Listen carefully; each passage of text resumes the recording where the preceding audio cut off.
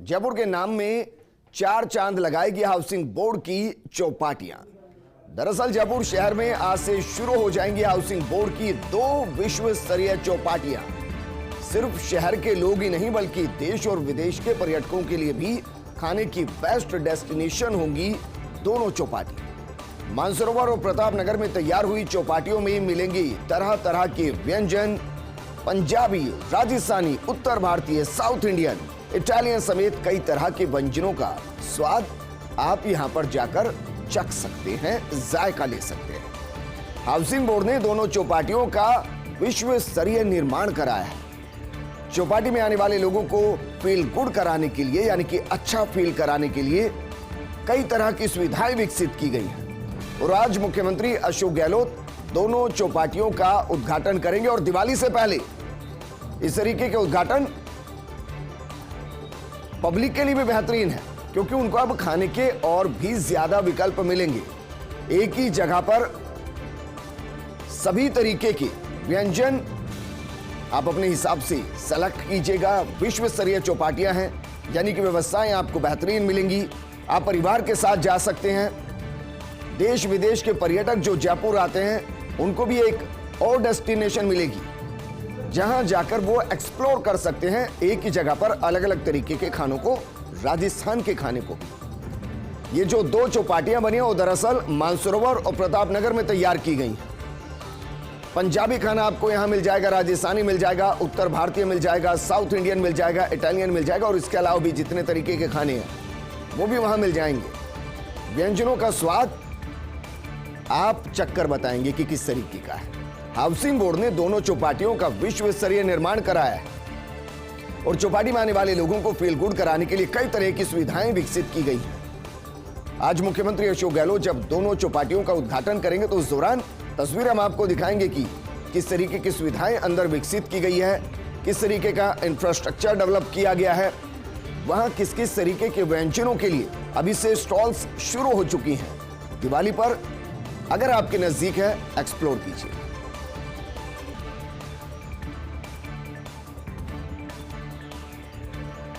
अभी तक जो 5 स्टार होटल में होता था, अब वो नजारा जयपुर की चौपाटियों पर होगा।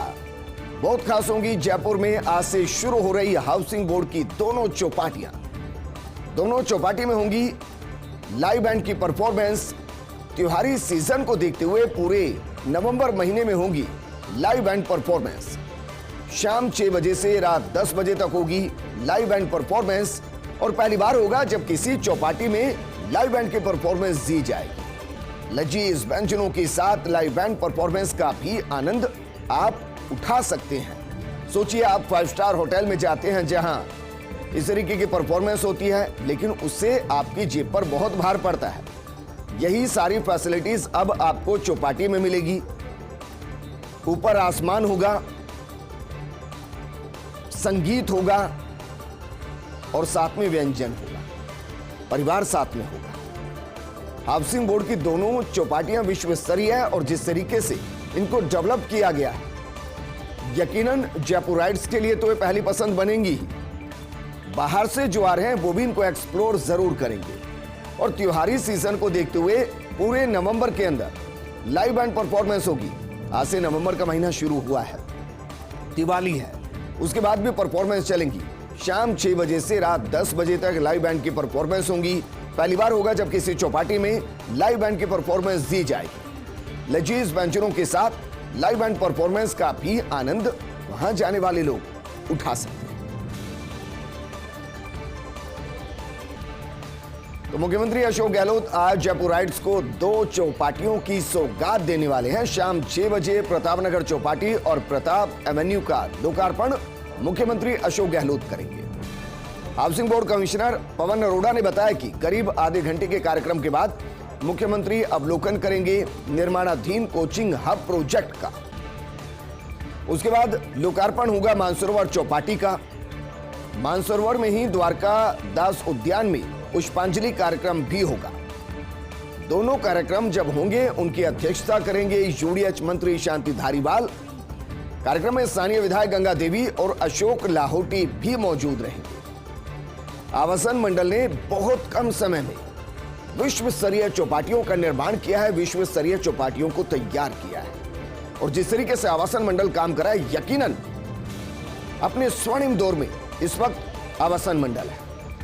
यहां शहरवासियों को मिलेंगे अलग अलग तरह के लजीज व्यंजन जिनका जायका आप उठा सकते हैं। और जयपुर के अंदर रहकर इस तरीके की फैसिलिटी को डेवलप करना यकीनन जयपुराइट्स के लिए बेहतरीन विकल्प को तैयार करने जैसा है।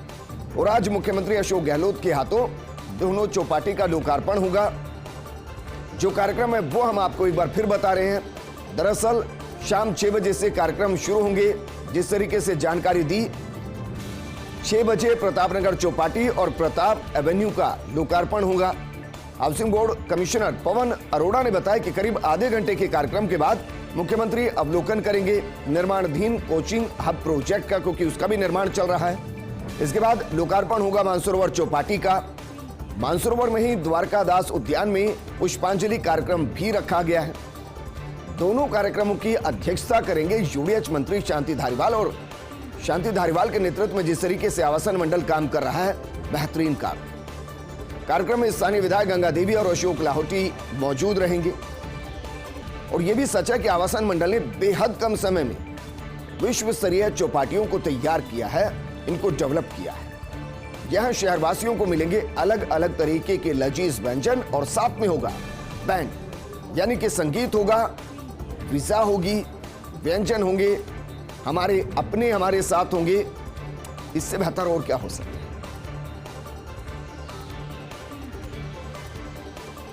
त्योहारी सीजन में पेट्रोल डीजल के दाम बढ़ने से आमजन आहत है, क्योंकि जेब पर भार हर दिन सुबह बढ़ जाता है। आज भी पेट्रोल के दाम 41 पैसे प्रति लीटर, तो डीजल भी 41 पैसे प्रति लीटर बढ़ गया है। और इसके बाद दाम क्या हो गया है, दाम जरा समझिए। पेट्रोल, जयपुर की बात हम कर रहे हैं, पेट्रोल 117 रुपए 80 पैसे हो गया है, जबकि डीजल 108 रुपए 39 पैसे प्रति लीटर आपको मिल रहा है। बीते 39 दिन की बात करते हैं। बीते 39 दिन में कोरोना पीक के दौर में भी इतना उछाल नहीं आया था जितना आ गया है, क्योंकि बीते 39 दिन में पेट्रोल लगभग 9 रुपए 8 रुपए 95 पैसे प्रति लीटर, तो डीजल लगभग 10.5 रुपए यानी कि 10 रुपए 38 पैसे प्रति लीटर महंगा हो गया। पेट्रोल डीजल की दर में बेहताशा वृद्धि से बिक्री में गिरावट आ रही है, क्योंकि या तो शेयरिंग बढ़ गई है या फिर बाकी वैकल्पिक व्यवस्थाओं को आम आदमी तलाशने लगा है। पड़ोसी राज्यों से डीजल भरवाकर आ रहे भारी वाहन, क्योंकि हरियाणा में सस्ता है डीजल, इधर पंजाब के अंदर सस्ता है डीजल, यूपी के अंदर सस्ता है डीजल, यानी कि जो राज्य हमसे लगते हैं उन सब के अंदर राजस्थान से सस्ता है डीजल। और इसकी वजह से राजस्थान के अंदर तेजी से गिरावट आ रही है, आंकड़ों में गिरावट आ रही है। राज्य में पेट्रोल डीजल की बिक्री 30% तक घट गई है। उसके पीछे की वजह है वैट। डीलर्स और सरकार दोनों को रोजाना करोड़ों का नुकसान हो रहा है, यानी कि वैट जो बढ़ाकर फायदा उठाने की कोशिश की जा रही थी, अब उसी वैट के बढ़ने की वजह से करोड़ों का नुकसान हर दिन हो रहा है। सेंट्रल एक्साइज और वैट में कमी से मिल सकती है आम जन को राहत, लेकिन राहत देने के मूड में कोई नजर आ नहीं रहा।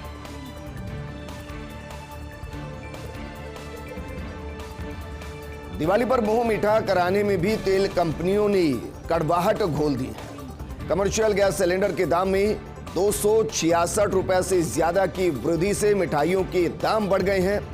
और यह तय था कि 1 नवंबर को कमर्शियल गैस के सिलेंडर में बढ़ोतरी होगी, लेकिन ये बढ़ोतरी 266 रुपए की हुई है। 266 रुपए प्रति सिलेंडर, कमर्शियल सिलेंडर। और क्योंकि मिठाइयां कमर्शियल, इसलिए सिलेंडर के दाम बढ़ने से मिठाइयों के दाम भी बढ़ गए हैं। दीपावली पर 1000 करोड़ से ज्यादा की मिठाई की खरीदारी होती है। पेट्रोल डीजल के दाम में वृद्धि से पशु चारा और अन्य सामग्री पहले ही महंगी हो चुकी है। दूध महंगा हो चुका है। अब कमर्शियल गैस सिलेंडर 2015 का होने से मिठाई पर महंगाई की मार दिखाई देगी, यानी कि महंगाई की कड़वाहट की वजह से मिठाई का जायका थोड़ा सा बिगड़ेगा।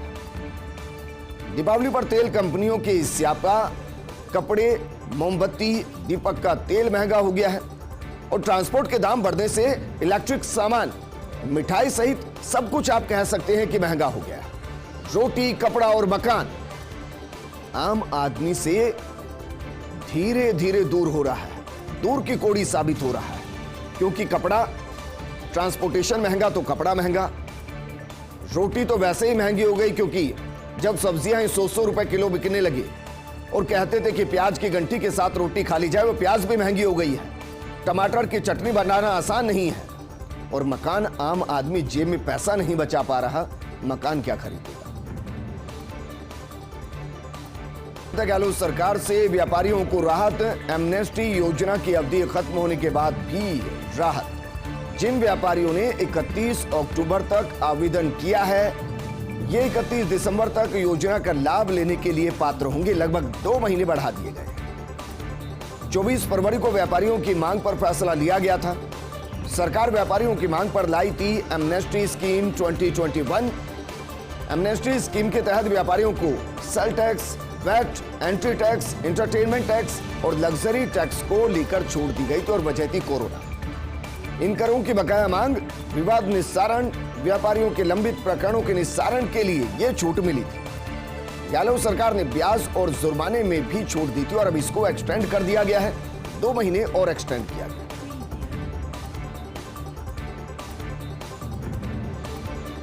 वहीं त्योहारी सीजन में बाजारों में निकली भीड़ ने चिंता को बढ़ा दिया है। दरअसल देश और प्रदेश में कोरोना की संभावित तीसरी लहर की आशंका नजर आ रही है। कई राज्यों में कोरोना के मामलों में एक बार फिर से बढ़ोतरी देखने को मिल रही है। बढ़ते केसों को लेकर केंद्र और राज्य सरकारों की चिंता बढ़ने लगी है। यूरोप दौरे पर गए प्रधानमंत्री मोदी लौटते ही लेंगे इसको लेकर बैठक।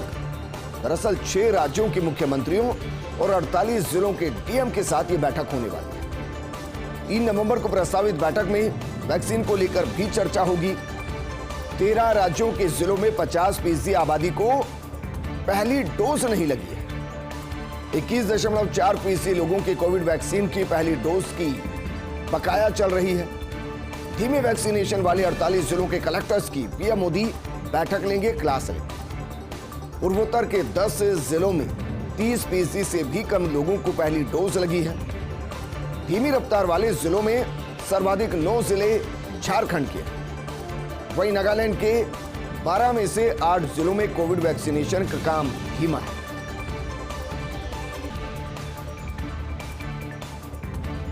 कांग्रेस के सदस्यता अभियान का आज से होगा आगाज। मुख्यमंत्री अशोक गहलोत, कांग्रेस प्रदेश प्रभारी अजय माकन, पीसीसी चीफ गोविंद डोटासरा अभियान का आगाज करेंगे। आज से मार्च 2022 तक चलेगा कांग्रेस सदस्यता अभियान। सभी विधायक और मंत्रिमंडल के सदस्य, प्रदेश पदाधिकारी, निवर्तमान जिला अध्यक्ष, सांसद, विधायक, प्रत्याशी भी इस दौरान मौजूद रहेंगे। अभियान की शुरुआत के बाद पीसीसी में सभी लोगों की बैठक होगी। सदस्यता अभियान में कांग्रेस रखेगी 10 लाख सदस्य बनाने का लक्ष्य। हर विधानसभा क्षेत्र के लिए 5000 सदस्य बनाने का टारगेट रखा गया है। और इस बार कांग्रेस पहली बार डिजिटल मेंबरशिप देने पर भी फोकस करेगी। सदस्यता अभियान के बाद संगठन चुनाव की प्रक्रिया शुरू हो जाएगी।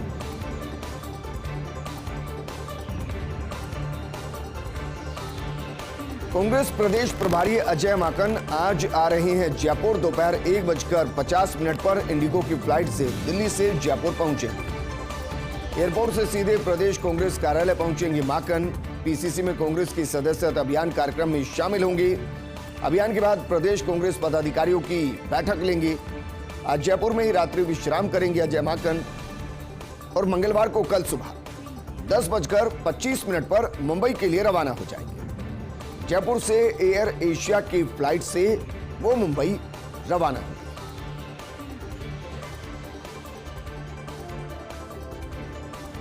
और सवाल यह है कि आखिर वो कौन है जो बाघों को लेकर खतरनाक फैसले ले रहा है। एनक्लोजर सफाई के नाम पर T-104 को ट्रैकुलाइज करने की तैयारी। बार बार ट्रैकुलाइज करने से बाघ की इम्यूनिटी कमजोर होती है, रोग प्रतिरोधक क्षमता कमजोर होती है। क्यों बार बार ट्रैकुलाइज किया जा रहा है? दरअसल रणथंभौर के बीड एनक्लोजर में लंबे समय से बंद है T-104। रणथंभौर से मुकुंदरा ले जाने की NTCA से अनुमति मिल चुकी है, परमिशन मिल चुकी है, लेकिन एक लॉबी विशेष के दबाव में शिफ्ट नहीं किया जा रहा। आज महज एनक्लोजर सफाई के नाम पर ट्रैकुलाइज कर दिया गया। सवाल यह है कि क्या वन मंत्री सुखराम बिश्नोई इसको लेकर हस्तक्षेप करेंगे और क्या ये बाघ के मूल अधिकारों का हनन ही नहीं कि बार बार उसको ट्रैकुलाइज किया जा रहा है और सफाई के नाम पर ट्रैकुलाइज किया जा रहा है। इससे उसकी इम्यूनिटी कमजोर होगी, और अगर इम्यूनिटी कमजोर होगी तो जाहिर है ऐसा ना हो कि वो वक्त हमें देखने को मिले जब बीमारी जब्त कर जाए और T104 बीमार हो जाए। सवाल यह भी खड़ा हो रहा है कि जब T104 को रणथंभौर से मुकुंदरा ले जाने की NTCA से अनुमति मिल चुकी है तो शिफ्ट क्यों नहीं किया जा रहा? क्या एक विशेष लॉबी का दबाव इतना ज्यादा कि जिसकी वजह से बाघ की जिंदगी से, बाघ की स्वतंत्रता से खिलवाड़ किया जा रहा है? और हद देखिए कि महज सफाई के नाम पर जिस इलाके के अंदर, जिस क्षेत्र के अंदर, या कहें जिस पिंजरे के अंदर 104 रह रही है उसे एनक्लोजर कहते हैं, और एनक्लोजर सफाई के नाम पर ही उसको ट्रैकुलाइज किया जा रहा है। क्या वन मंत्री सुखराम बिश्नोई इसको लेकर हस्तक्षेप करेंगे? यह एक बड़ा सवाल है। कांग्रेस के सदस्यता अभियान का आज से होगा आगाज। मुख्यमंत्री गहलोत ने ट्वीट कर अभियान को लेकर युवाओं से आह्वान किया और आह्वान करते हुए कहा कि आज से कांग्रेस सदस्यता अभियान का आरंभ हो रहा है। कांग्रेस पार्टी की विचारधारा इस देश के संविधान और प्रजातांत्रिक मूल्यों को बनाए रखने के लिए समर्पित है। देश की एकता, सामाजिक समरसता और सभी की बराबरी सुनिश्चित करना कांग्रेस का ध्येय रहा है। कांग्रेस पार्टी के सिद्धांतों से जुड़कर देश की नींव को सुदृढ़ करें, मजबूत करें। कांग्रेस केवल एक पार्टी नहीं बल्कि एक विचार है, एक विचारधारा है जो भारत के निर्माण की विचारधारा से पूर्ण रूप से जुड़ी हुई है। कांग्रेस संवैधानिक मूल्यों को जीती आई है। देश की आत्मा संविधान, लोकतंत्र की रक्षा के लिए कटिबद्ध है। मैं सभी का, विशेषकर युवाओं का आह्वान करता हूं कि कांग्रेस के सदस्य बनकर देश को, संविधान को, लोकतंत्र को बचाने में अपना योगदान दें। देश आज जिस दौर से गुजर रहा है, जहां फांसीवादी ताकतें हमारे संवैधानिक मूल्यों को नष्ट करने पर तुली हुई है, इसको रोकने के लिए कांग्रेस की हाथ से हाथ मिलाएं। देश की सबसे पुरानी गौरवमय इतिहास वाली पार्टी है कांग्रेस, जिसके नेताओं ने आजादी से पहले और बाद में भी त्याग, बलिदान किए और देश को एक रखा, सुदृढ़ रखा, अखंड रखा। उस पार्टी का सदस्य बनकर जन जन तक कांग्रेस का संदेश पहुंचाएं और जन जागरण के इस महत्वपूर्ण अभियान का हिस्सा बने।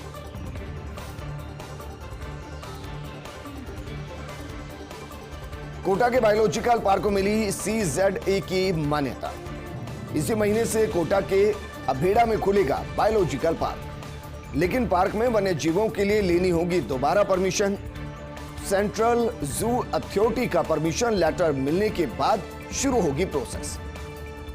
वन्य जीवों को अभेड़ा बायोलॉजिकल पार्क में लाने की प्रक्रिया शुरू होगी। जयपुर से बाघिन और शेरनी और उदयपुर से बब्बर शेर लाया जाएगा।